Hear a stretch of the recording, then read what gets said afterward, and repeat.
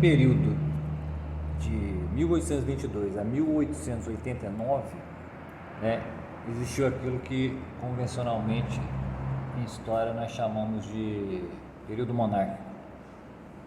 Esse período ele se dá exatamente quando a independência acontece aqui no Brasil, né, como a gente viu ali no final da última aula, né, coisa que de certa maneira foi um subterfúgio político e econômico, né, da coroa portuguesa para se livrar do avanço lá das guerras napoleônicas e tudo mais. Então contou ali com o auxílio da Inglaterra, certo?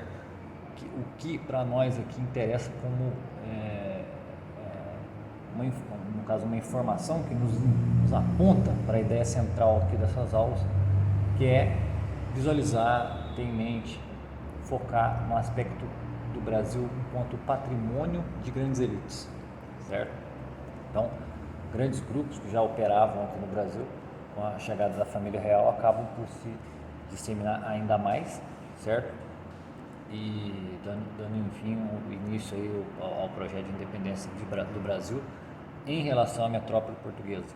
Então começa em 1822 esse período monárquico e já em 1824 a tentativa de construção de uma constituição própria para o país, certo? Mas acontece que, né, o imperador Dom Pedro I tinha que lidar com diversos, vamos dizer, rabos presos, né, de todos os lados, tanto da elite luso-brasileira quanto da Inglaterra. Eram dois polos aí que o imperador tinha que lidar, então ele tinha que atender os interesses, vamos dizer, desses dois personagens qual ele dependia, certo?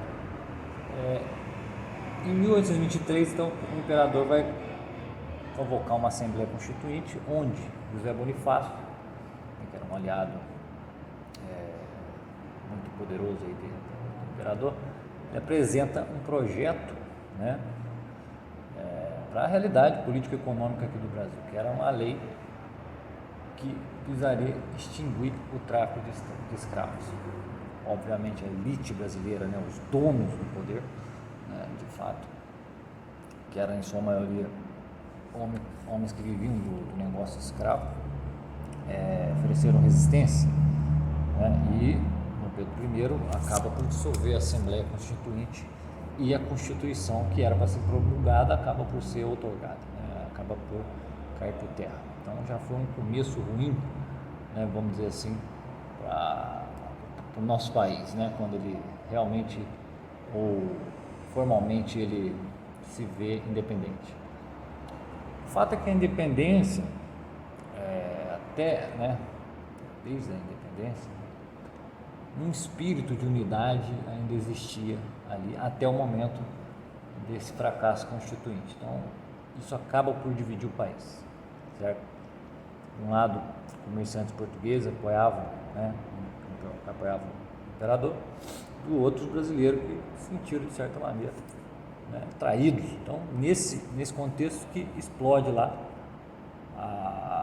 aquilo que nós chamamos de Confederação do Equador, né, em Pernambuco.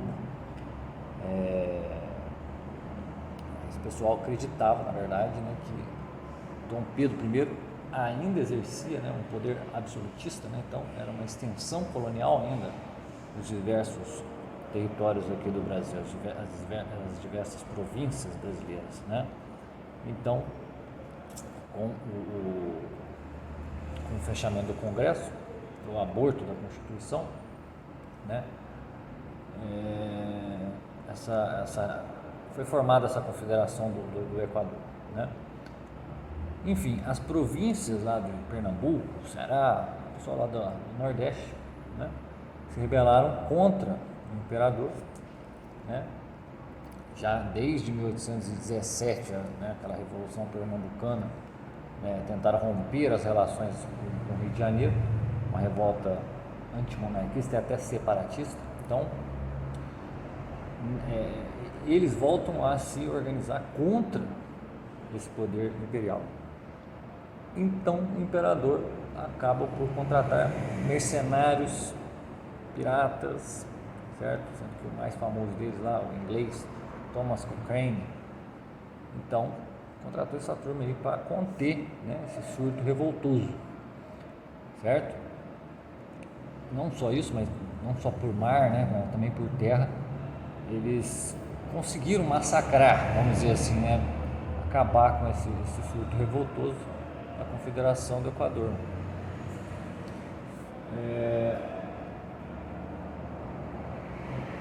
Temos aquela situação do Frei Caneca, né, que foi poupado em 1817, né, na Revolução em questão, e era um dos líderes aí do movimento 24, e ele foi fuzilado em praça pública, certo? E isso daí foi uma coisa que pegou mal, vamos dizer assim, né, o imperador. Por essas e outras aí, o imperador Dom Pedro I abdica e em 1826 acaba por morrer lá em Portugal, Dom João VI. Esse fato criou uma situação complicada para Dom Pedro I, né? Porque ele era imperador do Brasil e era herdeiro do trono português. Então, assumir os dois postos também significava, de certa maneira, um retrocesso, uma coisa complicada. E em Portugal o pessoal estava exigindo que Dom Pedro voltasse para assumir o trono, né, para dar continuidade, né, à dinastia portuguesa. E aqui no Brasil o pessoal queria que resolvesse logo a situação. Então, em 1831, os fatos acabam por se precipitar, né? Retornou o imperador, né, vamos dizer, das suas viagens aí pelas províncias aí, bastante, vamos dizer, bastante constrangido, né, para a série de atos contrários à sua presença, né, e acabou por abdicar, né, uma série de fatos, mas acabou por abdicar por falta de clima, né, faltou clima para ele aqui no Brasil, né. Então, Dom Pedro I abdica do trono, vai para Portugal e deixa o filho dele, Dom Pedro II, que só tinha 5 anos de idade, certo? Então, o Brasil foi governado por uma regência, né, por 3 regentes, né? Sendo que um deles era o coronel Francisco de Lima e Silva, que era um homem de confiança de Dom Pedro I. Então, começa aí um esforço para fabricar um consenso também em torno, né, de uma possível revolução que pudesse estar em curso, né? Então, no fim das contas, haviam muitos interesses em jogo, né? Tráfico de escravos, né, que permaneceu, e o poder também nas mãos das elites rurais e, no caso, as produtoras de café, né?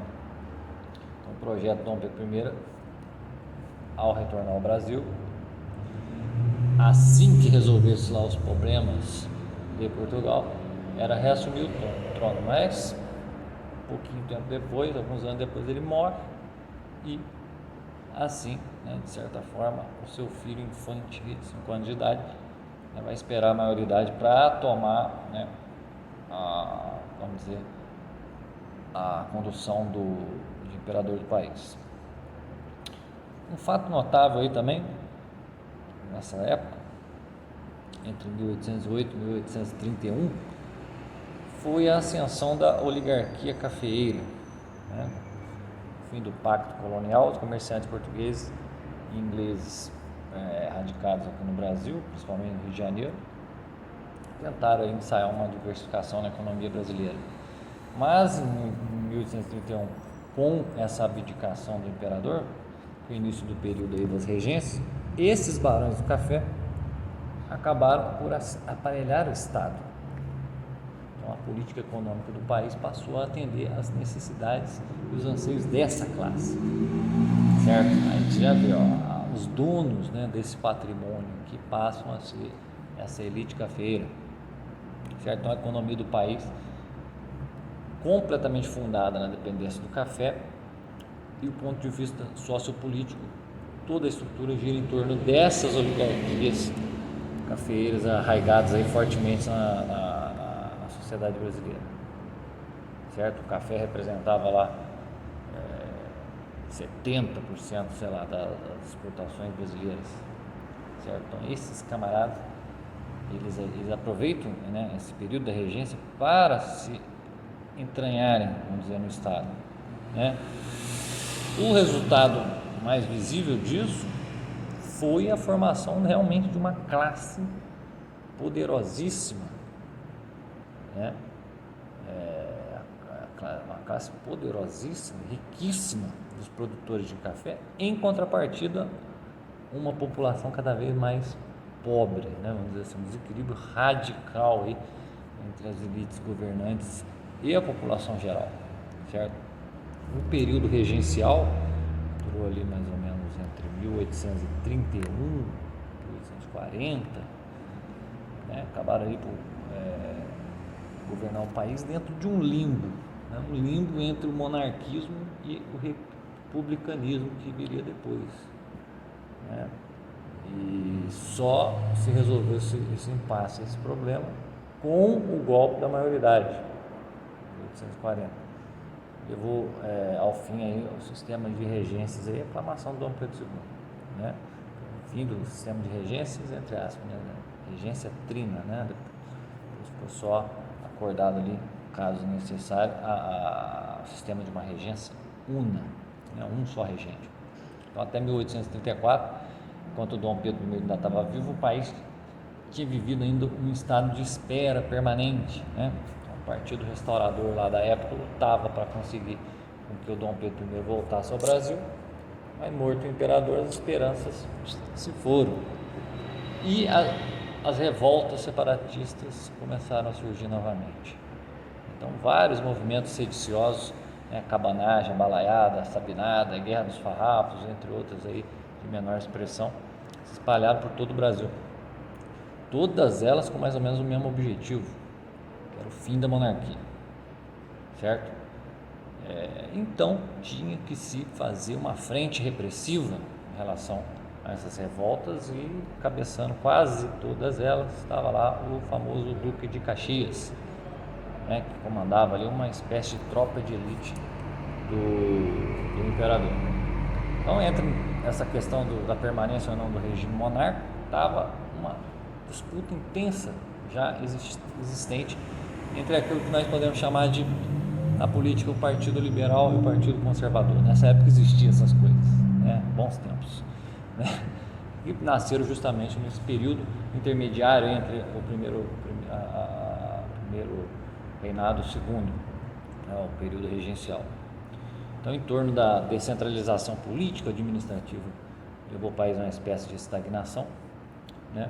A solução foi o golpe da maioridade, que pôs fim, né, afinal de contas, às regências, e tinha o objetivo aí de instaurar um consenso em torno da monarquia, já que muitas reformas liberais, né, vamos dizer, já estavam sendo, né, o liberalismo justamente penetrou no Brasil, esses ideais liberais, justamente nessa época da regência, né, na ausência, né, física incorpora ali do governador, do imperador.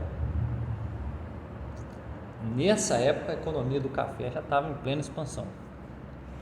Tudo que ela precisava era uma política e uma sociedade que imperasse aí, vamos dizer, um acordo mútuo, onde seus interesses pudessem, né, encontrar terra firme. Então, a alternância do poder entre liberais e conservadores, nessa época regencial, inaugurou no Brasil aquela velha prática que existe até os dias de hoje, né?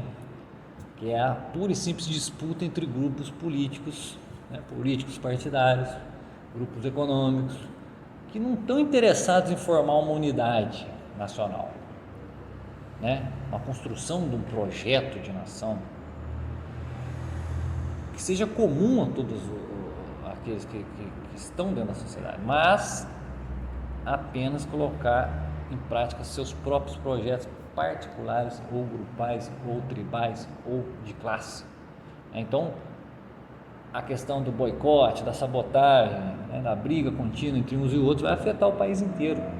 E o povo vai ficar ali, né, ardendo, vamos dizer, na fogueira das vaidades dos grupos de poder. Isto daí, olha só, né, como nós vimos na primeira aula, as origens do Brasil, né, vamos dizer, a origem do Brasil foi, vamos dizer, uma ocupação territorial, certo? Uma garantia de posse de um território e a terceirização de terras, né, para garantir dessa posse. O período colonial foi um período, né, como a gente falou, não de uma colônia de povoamento, de uma construção de uma nação, ou de uma urbanidade, ou o que seja, mas um período onde essas firmas empresariais se requentaram, né, se tornaram mais profícuos, melhores, né, se atrelaram aqui ao negócio do açúcar, né, século XVI e XVII, século XVIII ao negócio do ouro, e, enfim, no século XIX, onde vai ter, né, o período a monarquia, onde o ciclo do café vai ser, né, o terceiro milagre brasileiro, né, e o período onde começa a transição do Brasil para a República. É nesse período que surge dentro do Brasil a questão dos ideais liberais e da formação dos grupos políticos partidários e econômicos, formação não, estabilização desses grupos, né? Em torno de projetos particulares e de classe, né? Projetos tribais, né? Grupais, né? Que falam pelo país inteiro, né? Como hoje em dia, como acontece ainda hoje, quer dizer, é um negócio que continua no Brasil, certo? Quando chega o segundo reinado, Dom Pedro II, né, golpe de maioridade, etc., assume o poder do Brasil com 15 anos de idade, nem com 18, foi com 15. Então, já teve ali que contemporizar interesses aí opostos, por exemplo, entre brasileiros e ingleses. Então, a pressão da Inglaterra para a supressão do tráfico de escravos tinha a ver com esse ideal liberal, né? Tinha a ver com a Revolução Inglesa e tudo mais. Por quê? Porque com a escravidão ainda existindo aqui no Brasil, o processo de escravidão, de tráfico de escravos, não tinha mão de obra assalariada. E é justamente a mão de obra assalariada que coloca em curso o projeto liberal, né? Então, eles queriam o fim da escravidão no Brasil, no nosso país, e a substituição do trabalho escravo pelo assalariado, né, para abrir aí um mercado consumidor. Então, os ingleses estavam de olho, né? Mas havia um problema. Os ingleses eram os maiores importadores de café no Brasil, né? E quanto mais eles importavam, mais eles tacavam lenha na fogueira no negócio do tráfico, né? Do tráfico negreiro. Por outro lado, as maiores fortunas que existiam no Brasil, os grupos mais poderosos, né, estavam na mão de quem? De duas classes sociais: os traficantes de escravos e a oligarquia do café, né, que um servia o outro. Então o imperador não podia nem pensar uma animosidade com esses dois atores aí, esses dois grupos, as duas facções, essas duas máfias que existiam no Brasil. Então qualquer medida que ele tomasse podia, de repente, colocar tudo em xeque, né? Então, em 45, a Inglaterra vai aprovar lá a tal da lei Bill Aberdeen, mas na verdade foi essa lei Bill Aberdeen, a lei que proibiu o tráfico de escravos. Foi um negócio que a Inglaterra fez porque o Brasil, um ano antes, tinha passado uma lei onde os produtos que antes a Inglaterra, né, pagava tarifas bem baixas, né, um percentual bem baixo de tarifas sobre seus produtos, agora vai pagar 4, 5, 6 vezes mais a tarifa. Quer dizer, algo que poderia incentivar a própria indústria no Brasil. A Inglaterra vai lá, gera essa lei, né, que proíbe o tráfico de escravos no Atlântico Sul. E daí que surge aquela velha expressão que a gente usa sempre, né? Isso é para inglês ver. Então o Brasil fez vista grossa para isso daí, continuou traficando, certo? E foi só aumentando. ano após ano, só aumentando, estamos nem aí para os ingleses, certo? Aí, mais ou menos nesse período, entra a figura do Barão de Mauá, né? Que é um dos personagens tidos como mais importantes aí na época do segundo reinado do Brasil, né? Juntamente com o Duque de Caxias. Então, o Barão de Mauá estava na Inglaterra até os anos 40, ele volta com a cabeça cheia de ideias, né? Revolução Industrial, né? O velho mercantilismo sendo substituído pela indústria, produção de bens de consumo e tudo mais, né? Então, fábricas, estradas de ferro, banco surgindo por toda parte, ele vem com tudo isso na cabeça. Quando chega no Brasil, o Barão de Mauá encontra aqui um país, né, completamente refém das commodities, né, vamos dizer, da exportação de matéria-prima. Então, na década de 20 e 30, o açúcar era 30% das exportações, café 18%. Então, à medida que a economia brasileira vai se concentrando na monocultura do café, o quadro vai se alterando. Então, na década de 30 para 40, o café já responde a mais de 40% das exportações. Ele se torna um produto, vamos dizer, número 1 no negócio do Brasil. Então, o Mauá, ele vem para cá, abre 17 empresas, né? Tendo como parceiros aí investidores, banqueiros ingleses. Então, abre de tudo aqui: banco, estrada de ferro, fábrica, mineradora, usina de gás, etc. Em 67, o Mauá já era dono da maior fortuna do Brasil, né? E o imperador já percebeu que a economia tinha que ter realmente esse processo de diversificação. Então, os empreendimentos aí do Barão abriram a cabeça do imperador para outras possibilidades, outros caminhos para a economia brasileira, que não foi só o café. Então, o Brasil, que vai surgindo aí na segunda metade do século XIX, né, parte iniciativa de um sujeito que é o Barão de Mauá. Você já vê como é que o pessoal do café já começa, né, as grandes, né, facções cafeeiras, né, vão começar a se incomodar com essa série de mudanças. Bom, é nesse contexto que logo adiante, no ano de 1850, a Lei Eusébio de Queiroz surge, né? A Lei Eusébio de Queiroz é aquela lei que extingue o tráfico de escravos no Brasil. Então, teve muita negociação entre o imperador, os políticos, né, ligados a ele, o próprio Barão de Mauá, os traficantes, para evitar, né, que explodisse aí uma crise política que levasse até mesmo ao fim da monarquia, né? Então, o Barão faz lá toda a transição, né? Ele vai ser o sujeito que vai lidar com todas essas forças, todas essas linhas de força, né? Então, ele vai lá, funda um banco, famoso banco que existe até hoje. Qual é o banco? Banco do Brasil. Então, esse banco acaba por tornar aí, vamos dizer, a ruína de uma classe social, né, que é a classe dos traficantes de escravos, né, torna aquilo que seria a ruína dessa classe de traficantes numa oportunidade de negócio, né, infinitamente melhor. Então, de traficantes, esses camaradas vão se tornar o quê?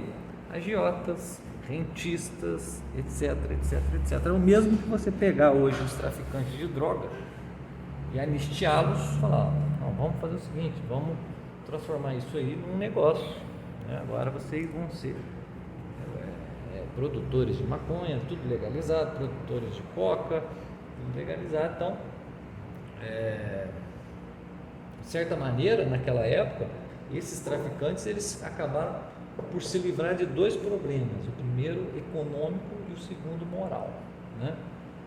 Econômico por quê? Porque com a pressão inglesa, o tráfico já se tornou algo mais perigoso, mais arriscado, e que demandava, né, perdas e lucros inconstantes. Então, já não era um negócio tranquilo, né? E moral porque tinha um setor imenso da sociedade que já não queria saber de escravidão, tinha sido condenado aí mundo afora. No Brasil ainda existia esse treco, Então tinha que acabar com essa porcaria.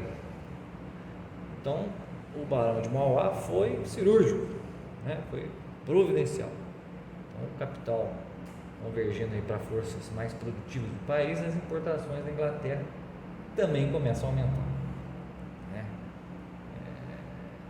Entre os anos 51 e 52, as receitas do Tesouro, né, nos impostos de importação também começam a saltar no mesmo período.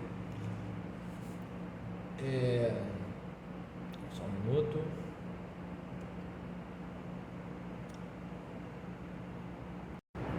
Então a gente vê que por conta da intervenção do Barão de Mauá, sujeito liberal, né, liberalista da época, né,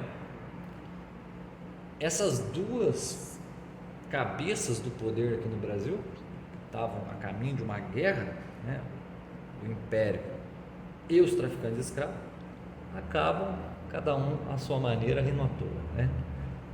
Arrumamos aqui um acordo bom entre nós, né? Então no Brasil, quando o governo, né, a elite governante e a elite econômica estão satisfeitos um com o outro, vive-se o melhor dos mundos possíveis, certo? E isso daí até hoje, essa é a constante do Brasil. Você vê que o povo brasileiro é um povo sofrido, é um povo enganado, um povo doído, um povo sempre andando na contramão do mundo, tudo bem.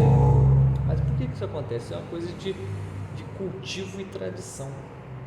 Cultivo e tradição. O povo de hoje no Brasil tem as mesmas características do povo pré-colonial, do povo colonial, do povo imperial, e depois nós vamos ver do povo na época da republicana até os dias de hoje, porque é sempre um povo que está colocado, certo, abaixo de duas grandes instâncias de poder, o poder político e o poder econômico, que quando eles entram em conflito, o povo sofre, quando os dois entram em acordo, o povo continua sofrendo, certo? Bom, o fato é que nessa época do Império, da segunda regência, aliás, do segundo, na época de Dom Pedro II, criou-se lá o Instituto Histórico e Geográfico Brasileiro, IHGB, certo? Então, eles tinham o intuito aí de buscar, né, extrair uma forma da identidade para o Brasil, né? Descobrir quem que é o Brasil. E, obviamente, né, como era uma iniciativa do governo imperial, a civilização europeia e cristã era um modelo, vamos dizer, absoluto. E hoje em dia o pessoal dá uma choradeira danada, né? É que diversidade religiosa, cultural, etc., miscigenação, isso aí foi tudo colocado. Não. Acontece o seguinte: a cultura europeia, queira ou não queira, era uma cultura superior a essas outras. Por exemplo, o europeu veio aqui e encontrou o índio. O europeu começou a viver como índio? Em alguns casos sim, mas na maioria dos casos não. Por quê? Porque aí houve um choque de civilizações. E a civilização maior sempre assimila a civilização menor. A mesma coisa, os africanos aqui que vieram aqui, alguns deles, teve algum europeu que começou a viver o modo de vida africano? Não, se teve, exceção. No geral, foi assimilado, certo? Agora, se for um europeu for lá para a África, lá vivendo no meio das tribos africanas, talvez ele seja assimilado lá dentro daquela cultura. Mas se ele já experimentou a cultura europeia, dificilmente, né, não impossível, mas dificilmente ele vai ser assimilado pela outra cultura. Então não é uma questão moral, é uma questão de como uma civilização ela tem um poder próprio, natural, de abarcar as outras, certo? Então as teses, né, do IHGB, muitos hoje em dia entendem que foi utilização, foram manejos monárquicos, a tentativa de validar uma visão de mundo europeia, certo? Eu não vejo dessa forma, mas o novo mundo, que a partir das grandes mudanças sociais e econômicas, né, e também por causa dessas leis, né, a lei Eusébio de Queiroz, o Brasil acabou vivendo ali um surto de desenvolvimento. Essa é a realidade, né? Uma espécie de revolução, né, nas atividades produtivas, né? Então, no início dos anos 50, né, 1850, a constituição de empresas, sociedades anônimas, né, inauguração aí de novidades como a linha, como é que é o nome? Linhas telegráficas, né, abertura de estradas de ferro, etc. Né, começa a ser um caminho aberto para as transformações, né, desenvolvimento um pouco maior do país, né, por conta desses poderes econômicos que, afinal de contas, não estavam simplesmente pensando no bem-estar do povo, mas estavam pensando simplesmente no desenvolvimento das suas formas de poder, perpetuidade da sua posição de poder. Então, um incentivo ao comércio, desenvolvimento urbano, né, a criação aí de profissões liberais, vai criar com o passar do tempo, inevitavelmente, um novo tipo de elite, né? E essa elite vai rivalizar com aquela antiga, com o passar do tempo. Aquela antiga que era escravocrata, latifundiária, etc, etc. Então, a história da segunda metade do século XIX no Brasil será, né, a história, em grande parte, da ascensão dessa nova elite, né, e a crise da velha elite, né, e quem está no meio? A monarquia, certo? Então, nesse contexto vai acontecer, por exemplo, a guerra lá do Paraguai, que era uma disputa ali que girava em torno da questão do país, né, o Paraguai não ter saída para o mar. Então, de certa maneira, as suas intenções expansionistas vão chegar a atingir o Brasil, e o Dom Pedro II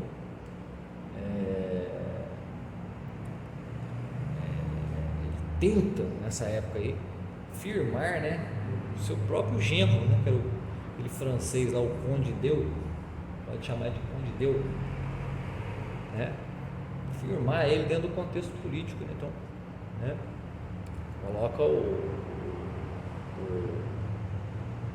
marido lá da sua filha para participar da Guerra do Paraguai, né? E é uma forma também da monarquia se manter ainda, né, vamos dizer, na sua aura de poder, né? Quando a guerra acaba, o próprio Conde Deu, né, ele ganha uma pompa ali, né? Então, tá lá o Gastão de Orleans Bragança, Conde Deu, um dos que participaram da Guerra do Paraguai. Quer dizer, a monarquia, ela, junto com o exército, o seu próprio exército ali, ela brilha, né? Ela busca brilhar com esses indivíduos aí, certo? Então, a princesa Isabel, que era a herdeira do trono, né, vamos dizer, ela tinha se tornado, vamos dizer, a sucessora regular e natural aí do Dom Pedro. Então, quando acaba a Guerra do Paraguai, o imperador vai à Europa e deixa sua filha, né, para sua primeira experiência aí como regente, né?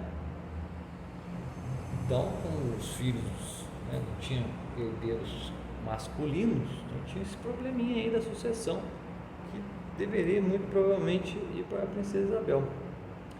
Então, o terceiro reinado de uma princesa, então, enfrentaria ali uma dificuldade, né?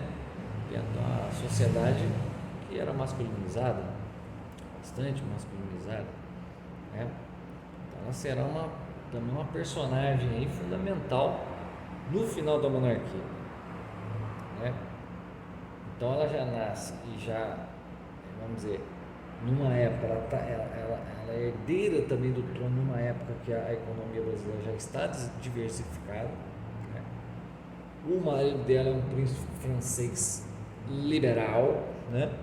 A princesa, ela tem a conexão necessária aí com a elite liberal, genuinamente citadina, e vai procurar construir, né, na sua vez, o reinado, né, o terceiro, sobre a base liberal.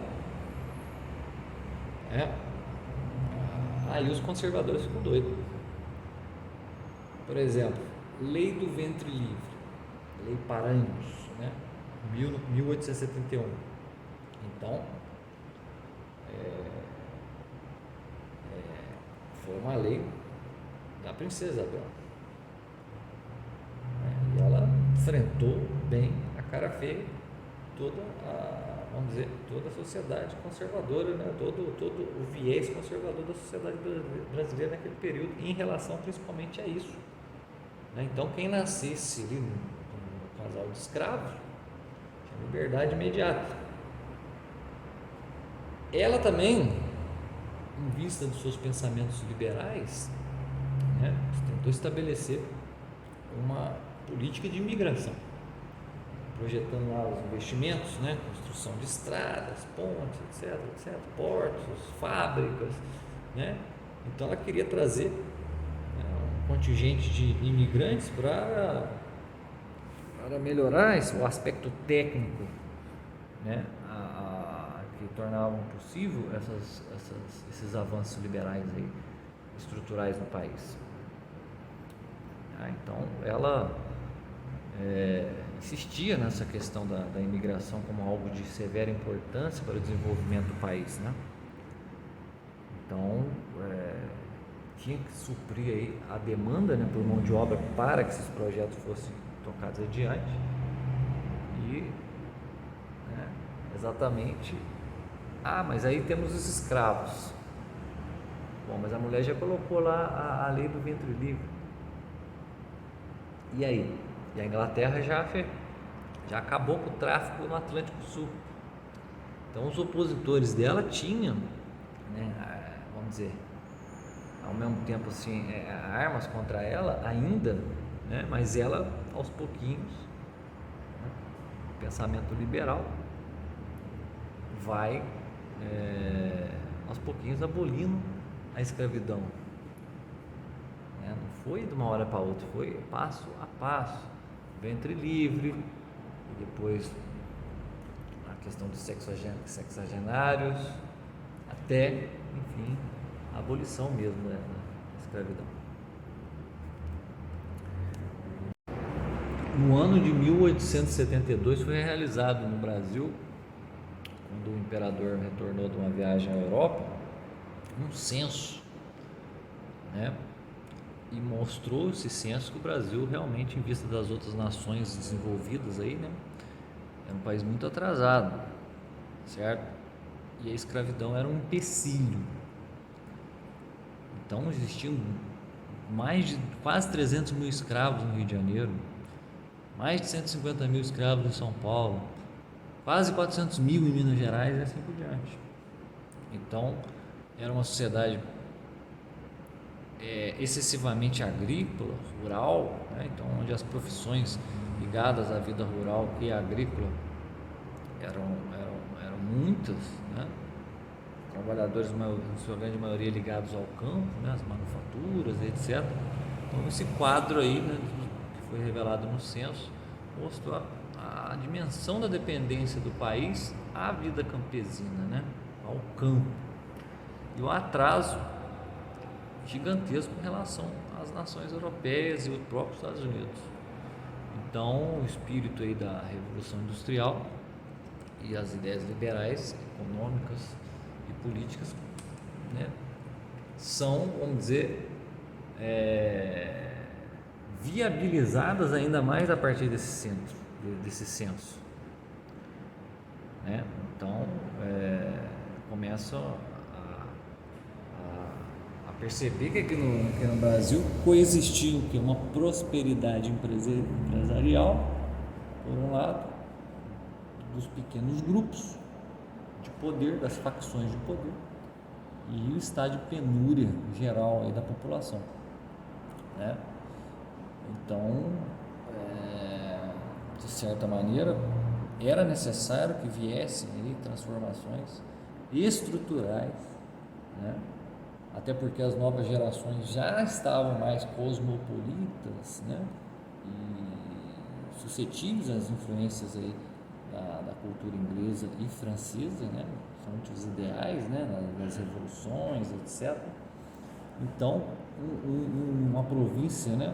Que estava na vanguarda do país nessa época, em termos de modernização, era o Rio de Janeiro. O Rio de Janeiro, ele sim se tornou um lugar muito mais parecido, entre aspas, com a Europa do que qualquer outro lugar do Brasil, né?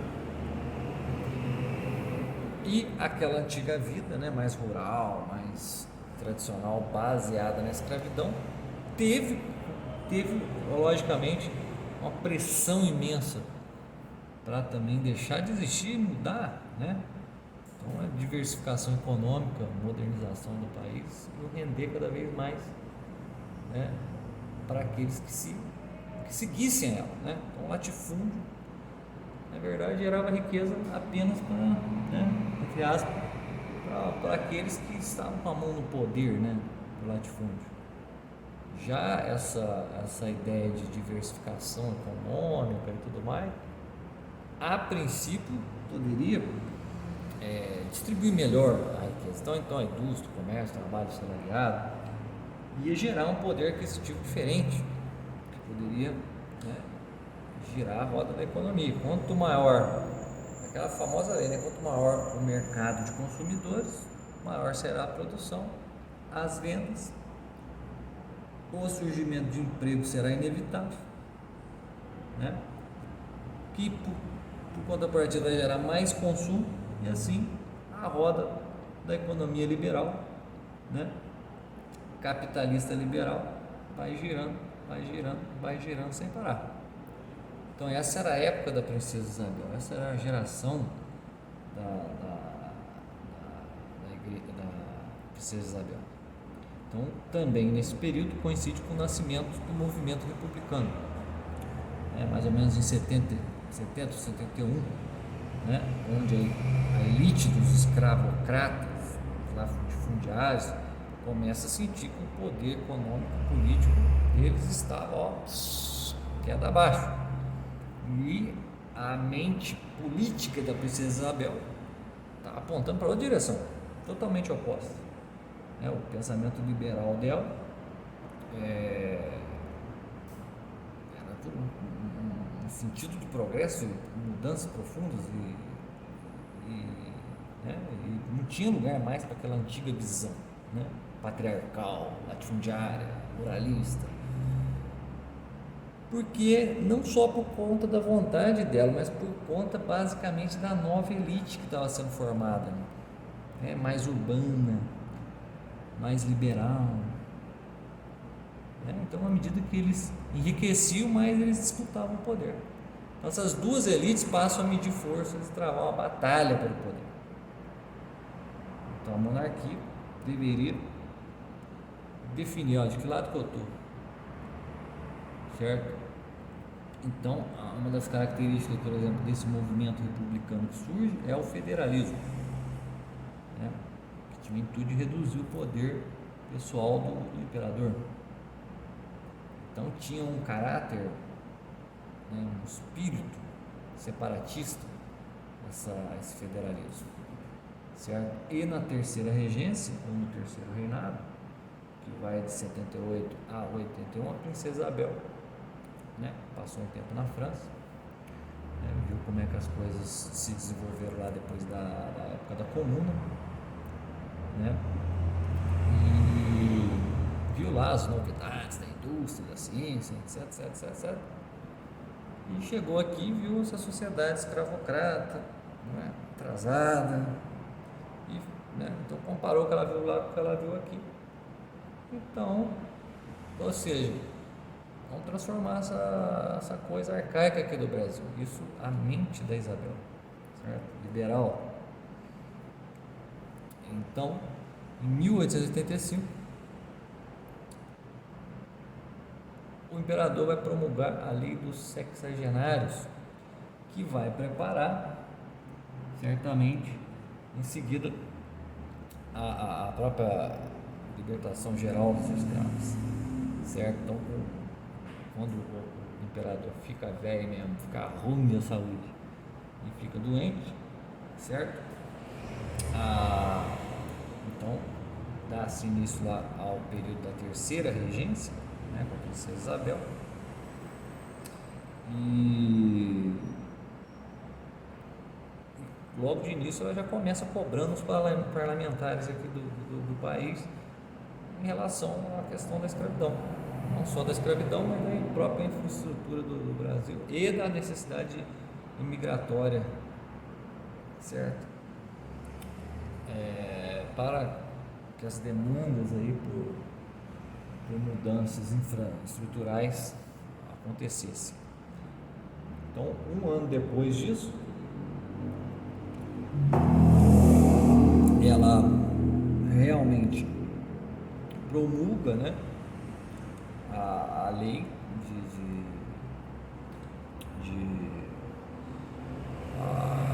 que decreta o fim da escravidão no Brasil.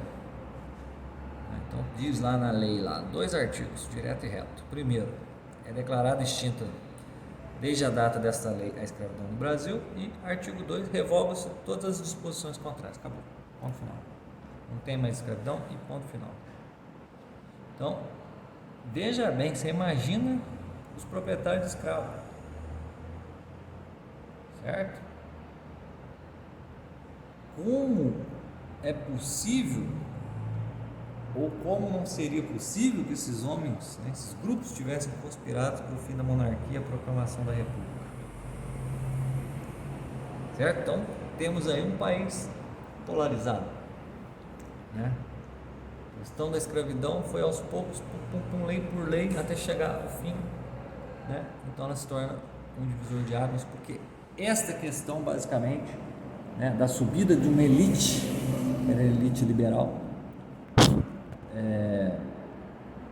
sancionada aí, né, amparada aí pela própria monarquia. A monarquia escolheu o seu lado. Então, já que a monarquia escolheu o seu lado, muito provavelmente os escravocratas e etc., os latifundiários escolheram o seu também. Então começaram a conspirar contra a monarquia, muito provavelmente, né? Então temos o avanço da modernização e a resistência das heranças coloniais. Então eles travam esse duelo, certo? Duelo este que vai eclodir, né, da seguinte forma: se torna o quê? Aliás, o povo se torna o quê? Vítima de uma situação presente da política nacional. Por um lado, ele não foi consultado, o povo não foi consultado de nada, né? E a segunda, as mudanças que vão acontecendo mediante conflitos ou acordo entre poderosas elites, né? O povo fica assistindo tudo. Então, quer dizer, o povo, ele não decide nada naquele período e continua hoje por não decidir nada, porque o Brasil é um patrimônio dos grupos de poder, certo? Então você vê, houve o golpe militar um ano depois a proclamação da República, um ano depois da questão da liberdade dos escravos, né? Claro que teve toda uma questão conspiratória ali para o próprio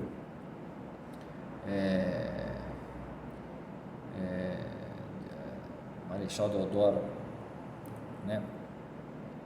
Aliás, o Marechal Floriano participar daquilo que seria apenas, a princípio, uma tentativa de derrubar o ministério, coisa que já era frequente, que acontecia, etc. e tal, né? Mas tão logo o ministério foi derrubado e outro fulano lá, né, que tinha, vamos dizer, que era um desafeto do Marechal Deodoro da Fonseca, né, foi ali, né, vamos dizer, não proclamado, mas seria o nome mais conveniente ali para compor um novo ministério. Então isso aí mexeu com o brilho do homem. Então, a mera sondagem em torno do nome do fulano lá, o tal do Silveira Martins, então logo chegou no ouvido de Benjamin Constant, que foi um fofoqueiro, foi lá convencer o Deodoro a avançar para além da deposição do ministério e caminhar para um golpe mesmo em direção à República. Certo? Então, o Deodoro cedeu às pressões do republicano e, por questões de caprichos pessoais, mais do que uma convicção propriamente política, né? Até porque ele tinha ele depois o ministério, mas ele garantiu lá o lugar do imperador, o respeito ao imperador, à monarquia, tudo, mas depois ele foi lá e resolveu queda da monarquia e instalação da república. Então, a transição da monarquia para a república no Brasil, ela ocorreu de forma imperceptível. O povo não sabia de nada. Se ninguém contasse, o negócio continuava, ninguém percebia. Por quê? Porque foi uma farsa, né? Basicamente foi uma farsa. Não mudou nada a vida do povo. Não foi consultado, não ficaram sabendo a princípio. Então foi só um arranjo de forças políticas e econômicas que já vinham se degradando, né? Desde o dia 13 de maio de 1888, com o fim da escravidão. Então quer dizer que a verdadeira revolução social não foi a república, a instalação da república, mas foi o fato de que as novas elites econômicas e liberais haviam ganhado o coração da monarquia e as antigas estruturas de poder latifundiário, etc, rural, né, iam perder, né, a sua fatia do poder, o seu comando dirigente do país, não tinha mais volta. Então elas tramam, né, contra a monarquia um golpe, e foi o que justamente aconteceu. Isso daí denota o quê? Denota que nós, vamos dizer assim, nós que nos dizemos, né, nós somos o povo, e do povo emana o poder emana do povo. Nada. O povo, ele emana como uma flatulência do poder, desses grupos de poder, porque o Brasil tem esse caráter, o caráter de patrimônio, certo? Que é o que a gente quer evidenciar aqui. O caráter do Brasil enquanto um patrimônio de grupos de poder, certo? Claro que depois a gente vai fazer a série Brasil Promessa, que mostra como dentro de todo esse lodaçal, toda essa chafurdância, tem o elemento evangélico, tem o elemento católico, tem o elemento cristão, tem o espírito cristão, a santidade, certo? Dentro do Brasil coexistem essas duas potências, a potência da santidade e a potência do profano, certo? Que é justamente a luta do poder político e econômico no Brasil, certo? Parece até que eu sou um marxista falando, mas não, isso realmente é verdade. Então, vamos ficar por aqui e a próxima a gente vai falar um pouco sobre esse período republicano, a república, né? Mais ou menos até chegar nos tempos de agora. Depois que a gente terminar essa parte, a gente vai entrar no negócio mesmo dos donos do poder, né? Como as teses de Raimundo Fauro, Sérgio Buarque de Holanda, etc., podem iluminar aí algo sobre essa questão do Brasil como patrimônio, certo? Muito obrigado a todos e até a próxima.